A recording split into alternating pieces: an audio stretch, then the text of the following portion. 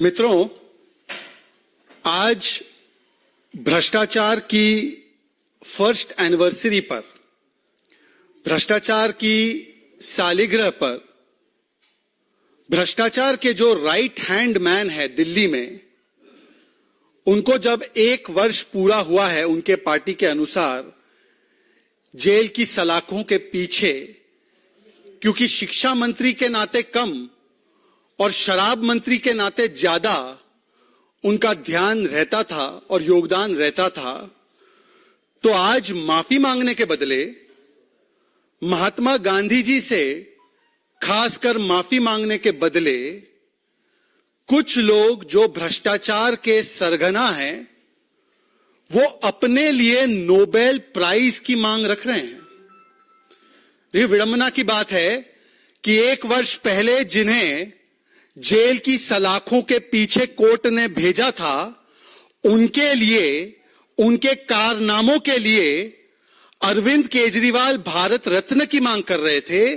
और 1 वर्ष के बाद जब कोई कोर्ट, यहां तक कि सुप्रीम कोर्ट तक इन्हें राहत देने के बदले कहती है कि शराब घोटाले में 338 करोड़ का मनी ट्रेल है, इसको जरा समझाइए।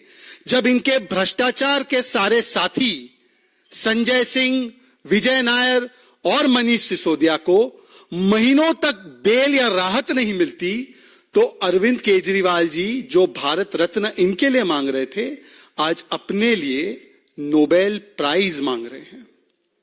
माफी नहीं मांग रहे, नोबेल प्राइज मांग रहे हैं। एक पुराना गाना है, मैं तो आप लोगों से थोड़ा सा कम उम्र का हूं, परंतु आप जो मेरे सीनियर यहां पे बैठे हैं, वो गाना है, मेरे माता पिता काफी सुनते थे। देखो तेरे संसार की हालत क्या हो गई भगवान, कितना बदल गया इंसान। आज मैं दिल्ली प्रदेश कार्यालय से यहां की ओर आ रहा था, तो बीच में किसी ने मुझको रोका और कहा कि इस गाने के लिरिक्स थोड़ा सा बदल गए हैं। आज ये लिरिक्स ये हो चुके हैं, देखो दिल्ली वासियों तुम्हारा सीएम, उसकी हालत क्या हो गई जनता रूपी भगवान, कितना बदल गया ये इंसान। ये वही इंसान है, ये वही अरविंद केजरीवाल है जो आम आदमी पार्टी की शुरुआत होने से पहले अन्ना हजारे की छत्र छाया में जब होता था, तब कहता था कि पहले इस्तीफा होगा और फिर जांच होगी। और आज इस्तीफा तो दूर की बात, आज जांच में सहयोग देने से भी कतरा रहे हैं ये लोग।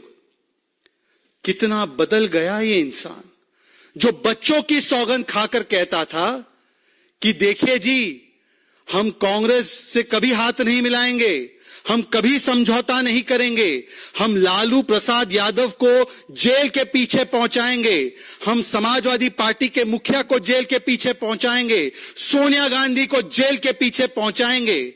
कितना बदल गया ये इंसान कि आज इन्हीं की संगत में बैठे बैठे इस्तीफा देना दूर की बात, 7-7 बार समन आने पर जांच में सहयोग करने से भी कतराते हैं। ये किस प्रकार से बदला है ये इंसान।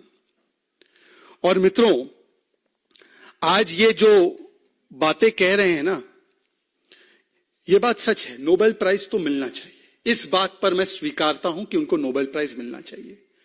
पहला नोबेल प्राइज मिलना चाहिए भ्रष्टाचार करने के लिए, हर विभाग में भ्रष्टाचार करने के लिए नोबेल प्राइज मिलना चाहिए।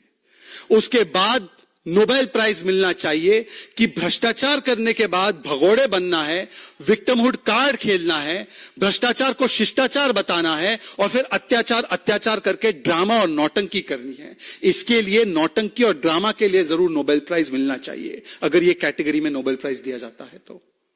और तीसरा नोबेल प्राइज झूठ बोलने के लिए दिया जाना चाहिए।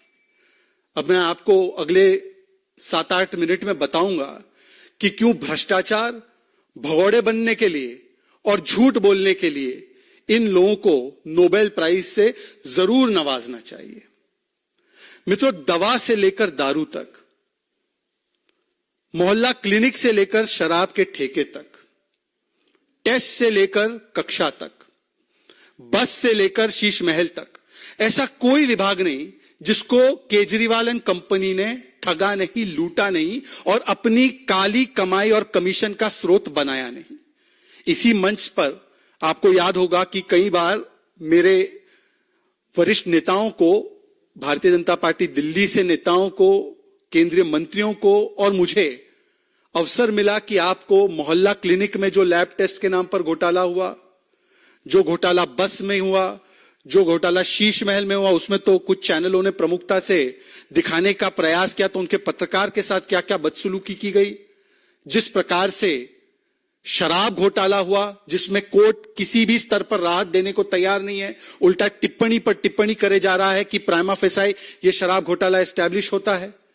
अब इन सारे घोटालों के बाद, और देखिए शराब के बाद पानी में भी घोटाला, और आज मित्रों मैं आपके सामने किस प्रकार से लगभग 70,000 करोड़ का घोटाला आम आदमी पार्टी कर रही है, उसके कुछ प्रमाण आपके सामने रखना चाहता हूं।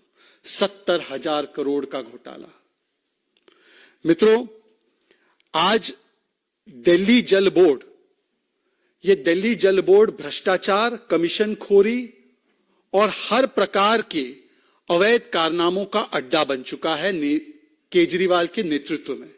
अभी हाल ही में आपको याद होगा कि दिल्ली जल बोर्ड के कई वरिष्ठ अधिकारीगण, इनको गिरफ्तार किया गया क्योंकि इनकी इन्वॉल्वमेंट, इनकी संलिप्तता थी एक बड़े स्कैंडल में जहां पर कॉन्ट्रैक्ट्स फर्जी कॉन्ट्रैक्टर्स को दिए जा रहे थे। ऐसे कॉन्ट्रैक्टर्स को दिए जा रहे थे जो उसके लिए किसी भी रूप से क्वालिफाइड नहीं थे और एवज में करप्शन लिया जा रहा था, और करप्शन और कमीशन लेने के बाद वो दिल्ली सरकार के सर्वोच्च लोगों तक पहुंचाया जा रहा था। इसीलिए उनके संरक्षण में लगातार दिल्ली जल बोर्ड के ये सभी लोग इस भ्रष्टाचार को अंजाम दे रहे थे। अब दिल्ली जल बोर्ड के माध्यम से OTS, वन टाइम सेटलमेंट के नाम पर वन टाइम सुपर स्कैम की तैयारी अरविंद केजरीवाल कर रहे हैं। ये वन टाइम सेटलमेंट का हिजाब है, वन टाइम सुपर स्कैम का असली चेहरा है, और ये बहुत बड़ा घोटाला है। देखिए, शराब में भी घोटाला और अब जल में भी घोटाला। मतलब अगर आप देखें तो ग्लास में जो लोग करते हैं सेवन इन चीजों का, अच्छी बात नहीं है, तो शराब और पानी दोनों को लेकर घोटाला है। किसी चीज को छोड़ना नहीं है, 360 डिग्री घोटाला करना है।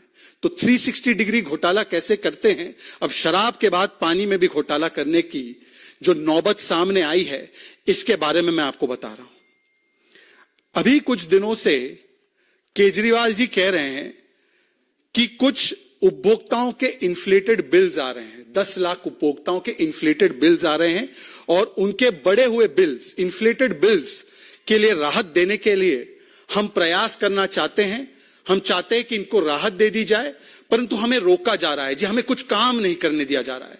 वैसे जब क्रेडिट लेना हो और चुनाव में जाकर अपने मॉडल को बेस्ट मॉडल बताना हो, एजुकेशन का मॉडल, हेल्थ का मॉडल, जो कि है नहीं, उसकी असलियत तो कुछ और ही है, उसमें तो केजरीवाल जी अपने आप को, अपनी पार्टी को क्रेडिट दे देते हैं, वहां पर काम करने दिया जाता है।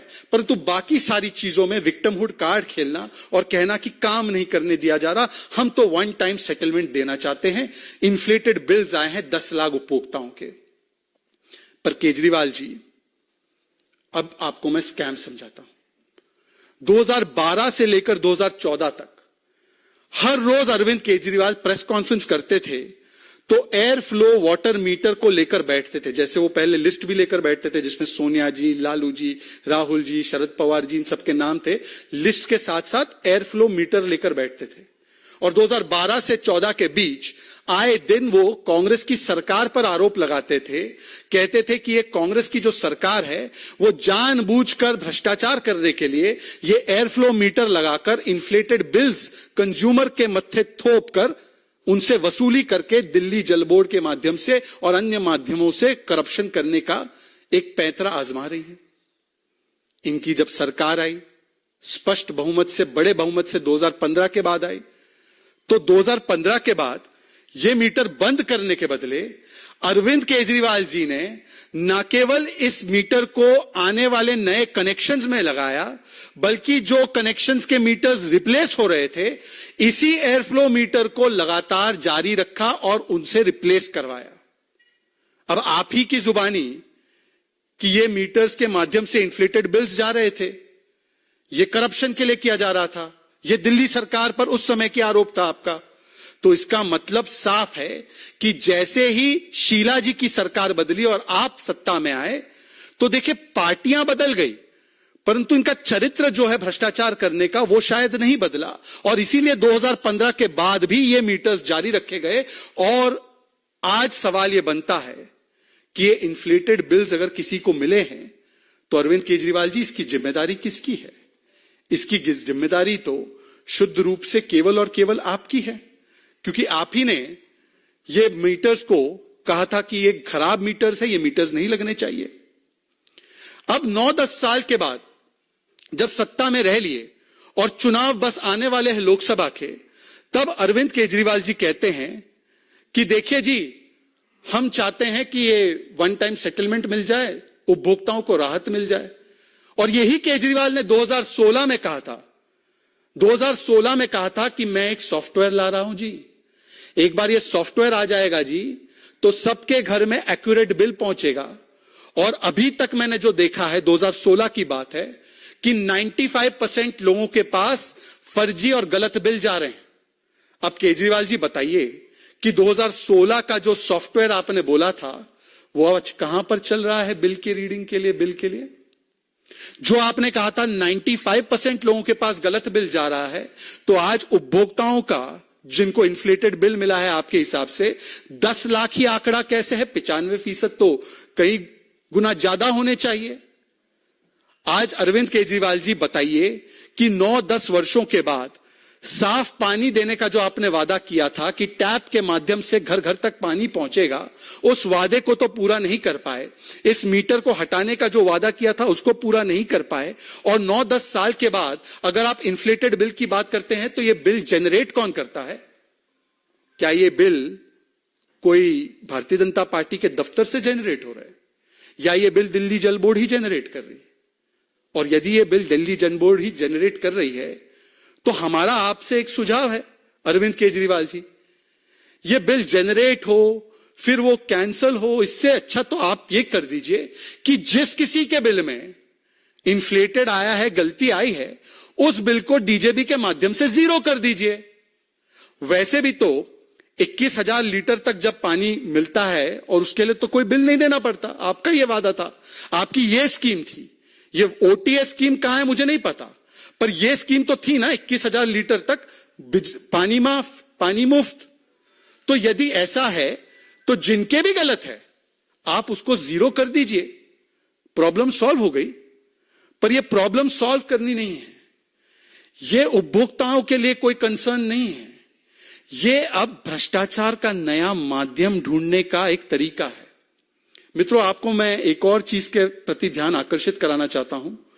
2023 के अंत में हमारे कर्मठ प्रदेश अध्यक्ष वीरेंद्र सचदेवा जी ने और हमारे बाकी के नेताओं ने एक एसटीपी टेंडर स्कैम के बारे में भी दस्तावेज सार्वजनिक पटल पर लाने का काम किया था और संभवतः उसको बाकी अथॉरिटीज के पास भी पहुंचाने का काम किया। हजारों करोड़ों का उसमें स्कैम हुआ। ऐसे एक नहीं, कॉन्ट्रैक्ट देने दिलवाने में दिल्ली जल बोर्ड के माध्यम से हजारों हजार करोड़ का स्कैम हुआ है। और इन तमाम स्कैम्स को इस प्रकार से फंड करने के लिए, ताकि इन कॉन्ट्रैक्टर्स को, जिनको ये अवैध तरीके से कॉन्ट्रैक्ट दिलाए गए हैं, जिनको ये अवैध तरीके से कमीशन के बेसिस पर दिए गए हैं, इन तक किसी प्रकार से पैसा पहुंचाया जाए, इसके लिए ये पूरी कवायद है। मैं आपको बताना चाहता हूं और आप जानकर शौक हो जाएंगे, चौंक जाएंगे, कि जो केजरीवाल जी कहते हैं कि मैंने सारी चीजों को ठीक कर दिया है, मैंने रेवेन्यू दिल्ली सरकार का सरप्लस में लाने का काम किया है। यदि आपने दिल्ली सरकार का सरप्लस रेवेन्यू कर दिया है, तो पिछले 10 वर्षों में दिल्ली जल बोर्ड का रेवेन्यू सरप्लस में क्यों नहीं हुआ? आज दिल्ली जल बोर्ड पर जो कर्जा 20,000 करोड़ से कम का था, 2021-22-23 आते आते दिल्ली जल बोर्ड पर 80,000 करोड़ का कर्जा है। नोट कीजिए, जो कर्जा मात्र 20,000 करोड़ का पहले था, वो कुछ वर्षों में बढ़ते बढ़ते बढ़ते बढ़ते, मतलब कि हर वर्ष दिल्ली जल बोर्ड का नुकसान होते होते होते होते, पिछले वर्ष भी अगर आप देखेंगे तो 1,000 करोड़ से ज्यादा का नुकसान हुआ है, वो आज 80,000 करोड़ का डेट है। ये तो कहते हैं ना कि हमने सब कुछ ठीक कर दिया जी, रेवेन्यू सरप्लस हमने सरकार के बजट को कर दिया जी, हालांकि दिल्ली का सरप्लस रेवेन्यू ही था, परंतु ये कहते हैं, क्लेम करते हैं। तो दिल्ली जल बोर्ड का, जबकि नेतृत्व दिल्ली जल बोर्ड का या तो उनके स्वयं के हाथों में रहा है या उनके चहीते मंत्रियों के हाथों में रहा है, राघव चड्ढा से लेकर सौरभ भारद्वाज इनके हाथों में रहा है, तो आज तक इसको ठीक क्यों नहीं कर पाए? ये ठीक इसलिए नहीं कर पाए, ये इसलिए घाटे में है दिल्ली जल बोर्ड, क्योंकि बार बार दिल्ली जल बोर्ड के माध्यम से एसटीपी टेंडर प्लांट का हो या अलग अलग इस प्रकार के कॉन्ट्रैक्ट हो, उन कॉन्ट्रैक्ट्स की असली कीमत मानो 100 करोड़ है तो उसको इन्फ्लेट करके 500 करोड़, 600 करोड़, 700 करोड़, 1000 करोड़ करके अपने चहीते कॉन्ट्रैक्टर को दिलवाना, बीच में घूस लेना और दिल्ली की जनता के पैसों के माध्यम से ये दिल्ली जल बोर्ड के घोटाले में दिल्ली जल बोर्ड के नुकसान की भरपाई करने का ये एक sophisticated one time super scam का स्कीम है। समझिए इस बात को, ये कोई जनता के लिए नहीं है। जनता के लिए होता तो पिछले वर्ष करते, जनता के लिए होता तो उससे पिछले वर्ष करते। आज क्यों कर रहे हैं? क्योंकि चुनाव आने से पहले, आप शराब मॉडल याद कीजिए, जैसे ही चुनाव आ रहा था तो त्वरित शराब की पॉलिसी में चेंजेस किए गए, शराब घोटालेबाजों के साथ डील की गई, उनके तरफ से कमीशन कलेक्ट करने के लिए संजय सिंह से लेकर मनीष सिसोदिया से लेकर विजय नायर, ये सभी लोग आ गए और वो पैसा आया चुनाव में लगा, पंजाब के चुनाव में, गुजरात के चुनाव में, बताइए महात्मा के प्रदेश के चुनाव में इसका इस्तेमाल किया गया। और आज वही मोडस ऑपरेंडी है। जैसे ही चुनाव आ रहे हैं, कॉन्ट्रैक्टर्स का दबाव आ रहा है, जी हमने तो दे दिया था आपको कमीशन, हमारा पैसा क्लियर करवाओ, हमने आपको हजारों करोड़ रुपए कमीशन दे दिए हैं, हमें जल्द से जल्द ये जो कॉन्ट्रैक्ट हमने लिया था उसके पैसे दिलवाओ। तो इस चक्कर में दिल्ली जल बोर्ड, जिस पर 80,000 करोड़ का कर्जा है, जिसके पास अब पैसे नहीं है, तो दिल्ली सरकार के बाकी पैसे उसमें ट्रांसफर हो जाए और वो ट्रांसफर करके जेबें भरी जाए कॉन्ट्रैक्टर्स की और कमीशन बड़े पैमाने पर और भी खाया जाए चुनाव से पहले। अन्यथा मैंने आपको एक सुझाव दिया है कि सारे जो बिल जनरेट हुए, मैं तो कह रहा हूं 10 लाख क्यों, सारे जो बिल जनरेट हुए उसको जीरो कर दीजिए। सॉफ्टवेयर जो लाने वाले थे वो सॉफ्टवेयर ले आइए। नियत साफ पानी की नहीं है, नियत केवल और केवल सफाई करनी है तिजोरी की। ये तिजोरी की सफाई का मोडस ऑपरेंडाई है, साफ पानी का मोडस ऑपरेंडाई नहीं है और ना ही उपभोक्ताओं को राहत देने का मोडस ऑपरेंडाई है। इसीलिए आज मैं कुछ स्पेसिफिक सवाल पूछना चाहता हूं केजरीवाल जी से इस विषय पर और आगे के फिर विषय पर कुछ सवाल रखना चाहता हूं। केजरीवाल जी, 2016 वाला सॉफ्टवेयर कहां है? Kejriwal ji, air flow water meter के इस्तेमाल को बंद क्यों नहीं किया आपने? केजरीवाल जी, 95% कंज्यूमर्स को अगर ये समस्या है तो इनका आंकड़ा 10 लाख क्यों है?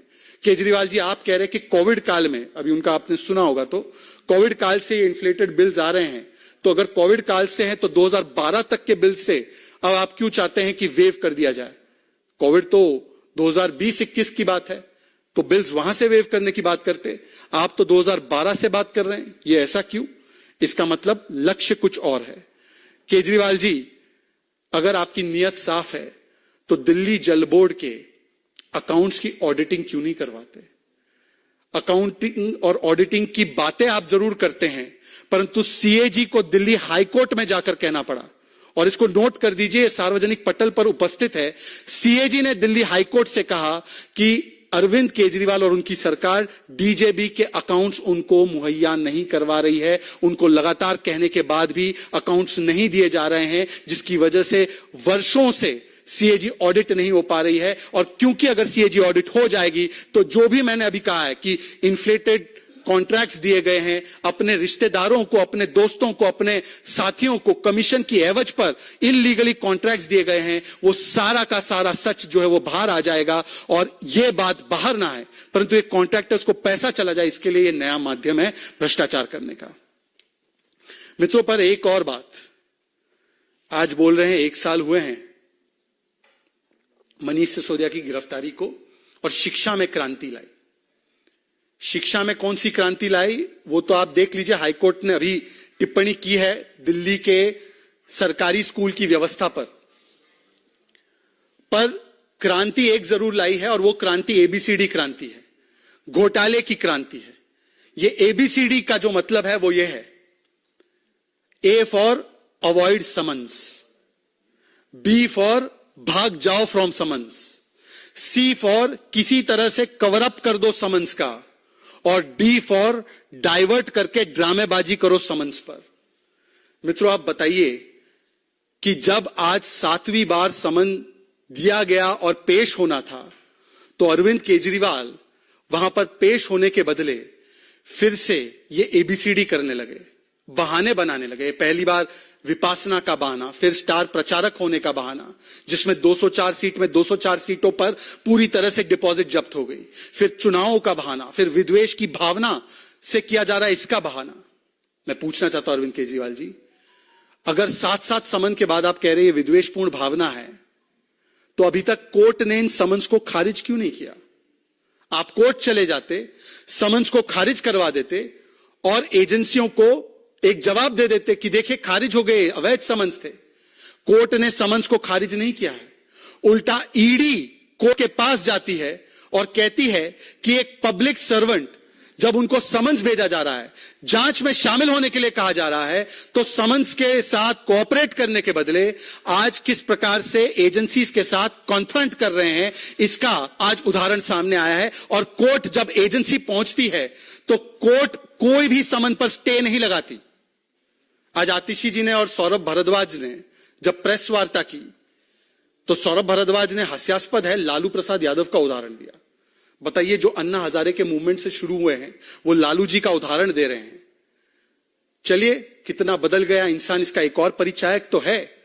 पर सौरभ भारद्वाज कह रहे हैं, आतिशी कह रही है कि इतनी जल्दबाजी क्या है, कोर्ट गए हैं, कोर्ट में मामला है, कोर्ट जाने के बाद एक और समन क्यों भेजा जा रहा है? मान्यवर ये बताइए कि क्या कोर्ट ने किसी भी प्रोसीडिंग पर स्टे लगाया है? कोर्ट ने तो आपको नोटिस जारी किया यह कहते हुए कि आप जांच में शामिल क्यों नहीं होते। यदि आपको इतना सम्मान है और कोर्ट की बात आज आप कर रहे हैं तो इसी कोर्ट्स ने, सुप्रीम कोर्ट ने कहा कि मनीष सिसोदिया को बेल नहीं मिलेगी, इसी हाई कोर्ट ने कहा संजय सिंह को बेल नहीं मिलेगी, विद्वेष की भावना से कोई कार्रवाई नहीं हो रही, ये ऑन रिकॉर्ड कहा है। लोअर कोर्ट ने कहा है 338 करोड़ का मनी ट्रेल कहा है। आतिशी कहती है 1 रुपए का ट्रेल नहीं मिला, 338 करोड़ का मनी ट्रेल मिला है, यह सुप्रीम कोर्ट ने माना। तो बताइए कि कोर्ट की एक जगह पर तो बात कोर्ट करनी है और दूसरी जगह पर कोर्ट की जो फाइंडिंग्स है उसको कोर्ट नहीं करना। मित्रों सवाल यह भी पूछा जाना चाहिए कि किस साफगोई से झूठ बोलते हैं। आतिशी जी का दूसरा तर्क यह था कि जो भी कार्रवाई हो रही है पीएमएलए कानून में बदलाव करके केवल ईडी की कार्रवाई हो रही है। मित्रों मैं आपके समक्ष एक बहुत महत्वपूर्ण चीज रखना चाहता हूं, आपका ध्यान आकर्षित कर रहा हूं, सभी जो यहां पर बैठे हैं।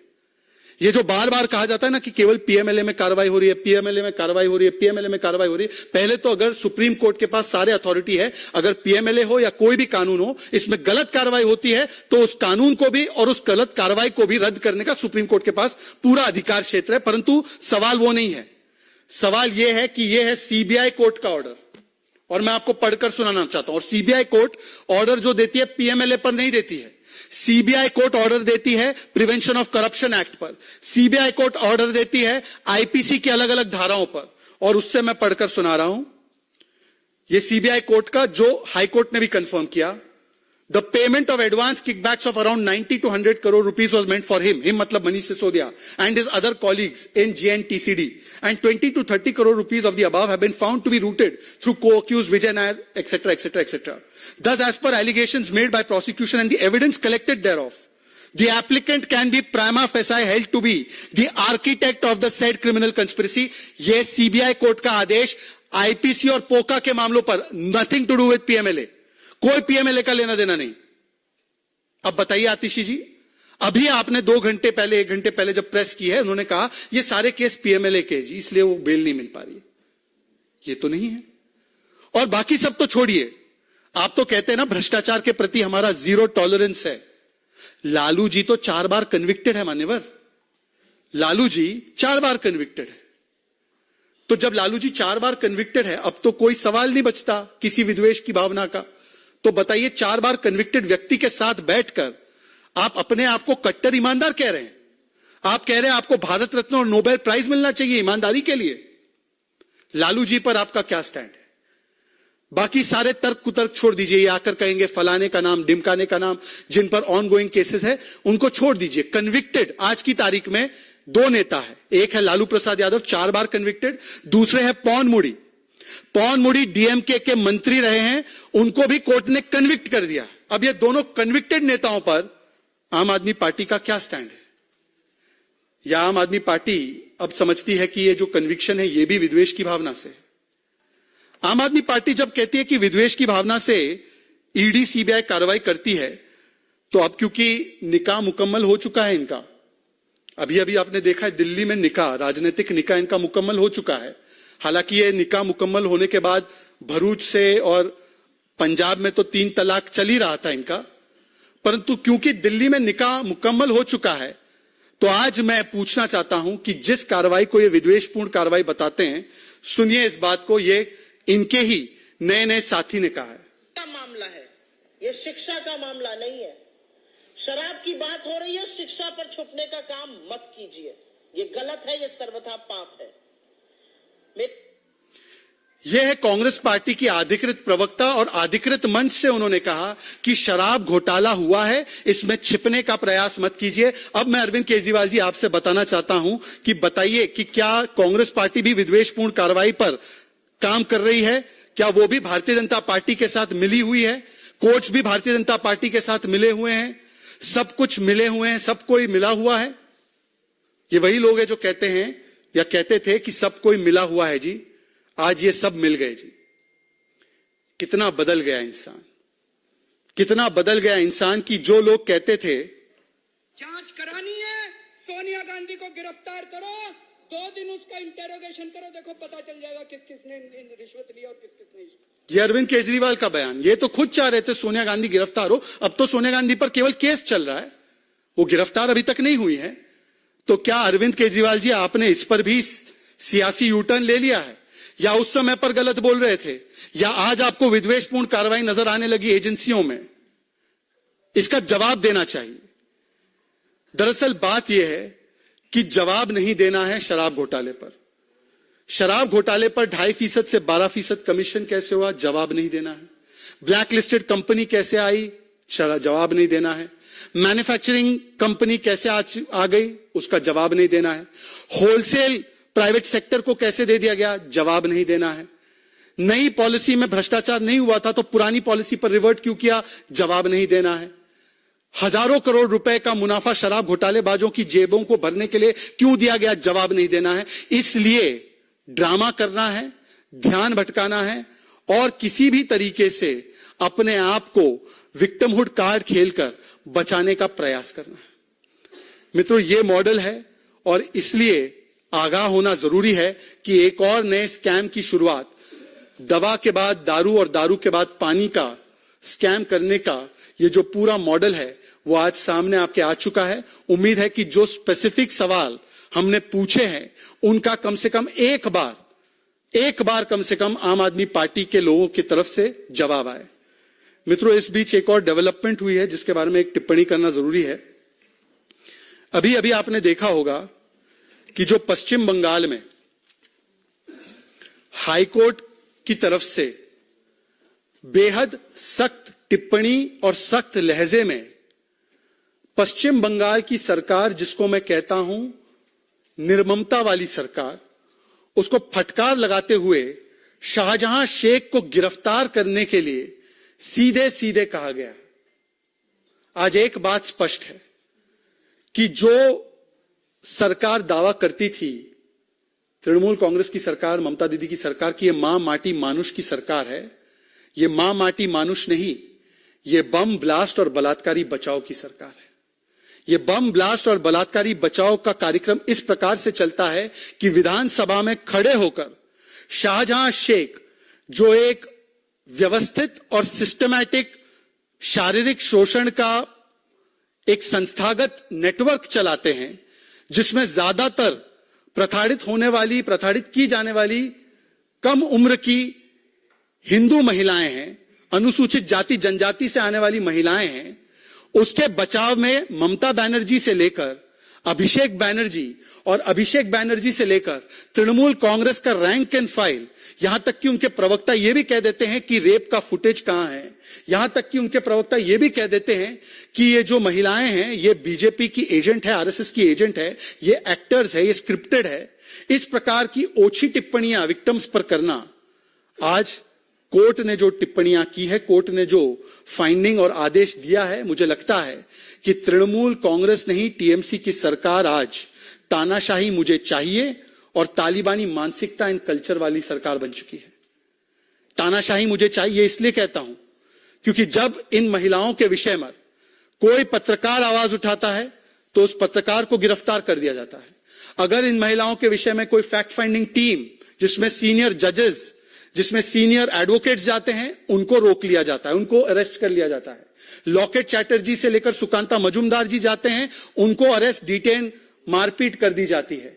कार्यकर्ता जाते हैं, उनको रोक लिया जाता है, अवैध तरीके से 144 लगा दिया जाता है। और महिलाएं यदि उनके बारे में बोलती है, जो महिलाएं पीड़ित है, तो उनको भी धमकाने का, डराने का प्रयास किया जाता है। परंतु शाहजहां पर कोई आंच ना आ पाए, शाहजहां गिरफ्त में ना आ पाए, इसीलिए 50 से अधिक दिनों तक शाहजहां शेख को स्टेट स्पॉन्सर्ड प्रोटेक्शन और स्टेट सैंक्शन से उसको पेट्रोनेज देने का जो काम किया गया है, आज इस काले कारनामे और इस काले कर्मों पर हाई कोर्ट की एक बड़ी फटकार लगी है और हम इसका स्वागत करते हैं।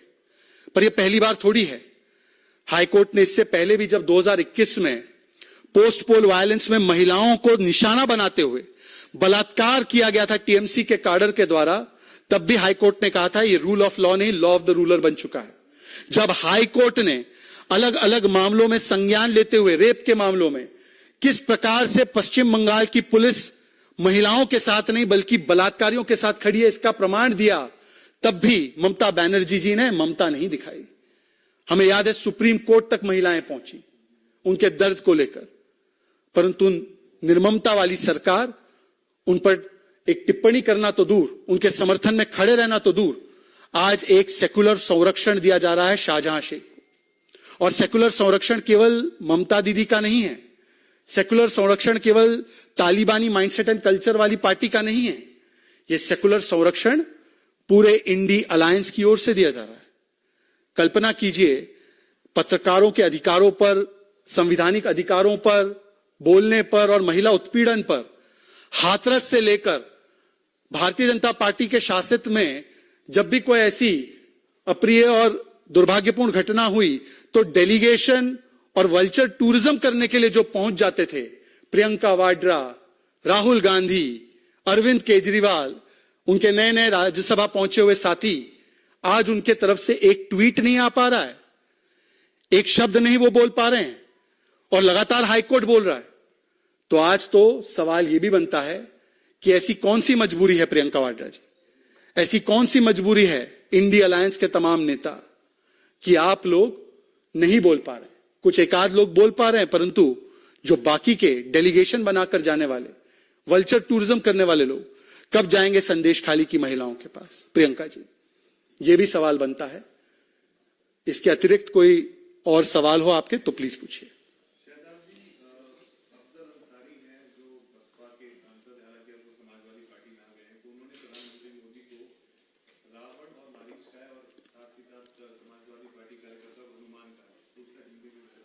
क्या कहा है उन्होंने?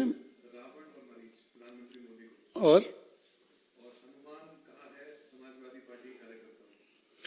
देखिए, सबसे पहले तो हालांकि ये टिप्पणी निंदनीय है, परंतु एक बात अच्छी है कि जो लोग रामचरितमानस को जलाने की, रामचरितमानस के विषय में क्या क्या टिप्पणियां करते थे, जो प्रभु श्री राम के अस्तित्व को नकारते थे, राम भक्तों पर गोलियां चलाते थे, आज उनको भी इस प्रकार के एग्जाम्पल्स देने पड़े हैं। तो वो कहते हैं ना कि कुछ लोग रोम रोम करते करते आज राम राम करने लगे हैं। कम से कम एक इसमें शुभ संकेत तो है, परंतु मैं पूछना चाहता हूं कि इसमें कोई हैरानी की बात आपको महसूस होती है? इस व्यक्ति का क्या बैकग्राउंड है, इसकी पृष्ठभूमि क्या है, और ये क्यों समाजवादी पार्टी से अब टिकट लेकर लड़ेंगे, इसके बारे में तो ज्यादा विश्लेषण करने की आवश्यकता नहीं है, क्योंकि समाजवादी पार्टी ने तो हमेशा गुंडों को, माफियाओं को और आपराधिक तत्वों को विधानसभा तक या लोकसभा तक भेजने का काम किया है। हाँ, ये अलग बात है कि योगी आदित्यनाथ जी, चाहे अतीक अंसारी हो या चाहे मुख्तार अंसारी हो, उनके सही ठिकाने पर अगर कोई भेज रहा है और ऐसे गुंडे माफियाओं पर बुलडोजर एक्शन हो रहा है उनकी संपत्तियों पर, तो ये योगी आदित्यनाथ जी उनको जेल भिजवाते हैं और ऐसे आपराधिक तत्वों को विधानसभा और लोकसभा पहुंचाने के लिए अखिलेश जी तत्पर रहते हैं। और जिस प्रकार की टिप्पणी उन्होंने की गई, देखिए, प्रधानमंत्री नरेंद्र मोदी जी को 90 से अधिक बार गालियां देने का काम किया है। अभी अभी समाजवादी पार्टी के नए नए साथी राहुल गांधी ने तो पूरे उत्तर प्रदेश की जनता को ही गाली दे दी, कहा कि ये नशेड़ी जनता है। उत्तर प्रदेश की जनता को राक्षस और नशेड़ी कहने के बाद भारत के जनता के जनप्रतिनिधि के विषय में जो टिप्पणियां की जा रही है, यही डीएनए है कांग्रेस पार्टी, समाजवादी पार्टी और इन सभी पार्टियों का।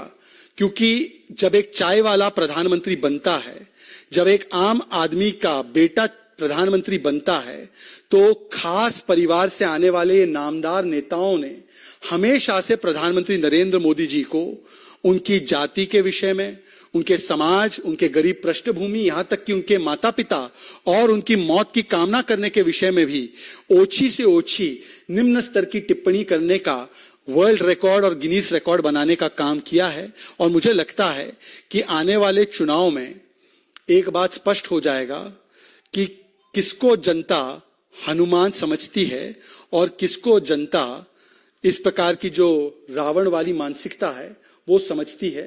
मुझे लगता है जनता इसके बारे में 2024 में ठीक तरीके से, खासकर उत्तर प्रदेश के 80 सीटों पर जवाब जरूर देगी।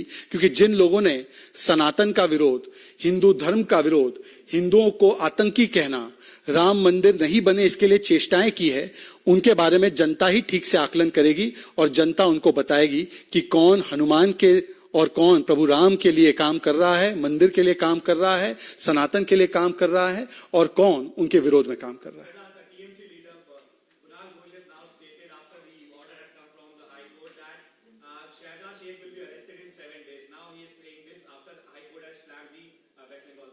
I think this statement by Kunal Ghosh, which you are quoting, Mohit, is a testimony that Shahjahan Sheikh is very much in the presence of TMC leaders.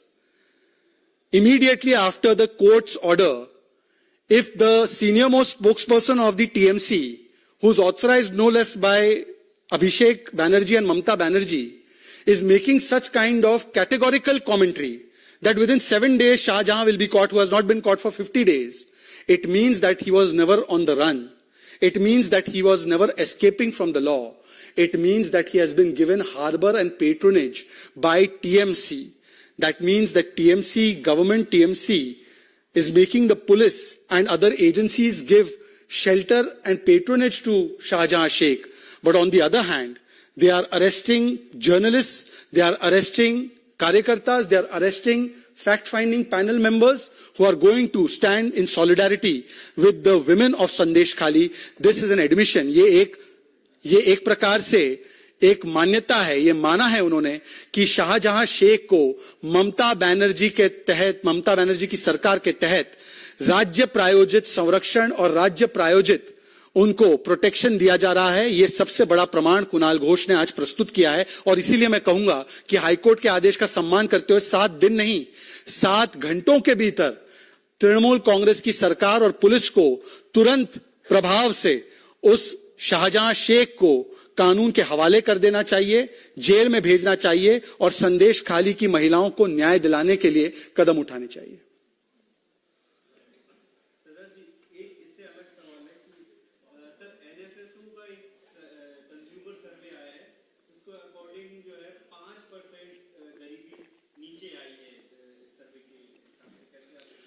मुझे लगता है कि मैंने ये आंकड़ा आज देखा नहीं है, ये मेरी कमी है, परंतु जहां तक गरीबी हटाओ की बात है तो गरीबी हटाओ को नारे से नियत तक तब्दील करने का अगर किसी ने सबसे सफल तरीके से प्रयास किया है तो नरेंद्र मोदी जी की सरकार ने किया है, जब 25 करोड़ लोगों को मल्टी डायमेंशनल पॉवर्टी से बाहर निकाला गया है। इसका प्रमाण आपको अलग अलग रिपोर्ट से तो मिला ही है, परंतु आज जब प्रति व्यक्ति आय दुगनी हुई है, जब हम देख सकते हैं कि 4.5 करोड़ घरों तक पक्के घर पहुंचे, लोगों तक घर पहुंचे हैं, 11 करोड़ से अधिक लोगों तक शौचालय पहुंचे हैं, जहां पर लोगों के पास नल से जल नहीं था वहां पर 12 करोड़ नल से जल के कनेक्शन पहुंचे हैं। आज करोड़ों लोगों को जिस प्रकार से मुद्रा लोन और जनधन बैंक अकाउंट से जोड़कर सामाजिक जनकल्याण की नीतियों से जोड़ा गया है और 30 लाख करोड़ से अधिक की राशि उनके खातों में डायरेक्टली बिना कोई भ्रष्टाचार के माध्यम से पहुंची है, तो ये सबसे बड़ा गरीबी हटाओ का अभियान और नीति चलाने का काम अगर किसी ने किया है, मतलब केवल नारे से हटाकर नीति पर, जमीन पर लागू करने का काम किया है, तो नरेंद्र मोदी जी की सरकार है।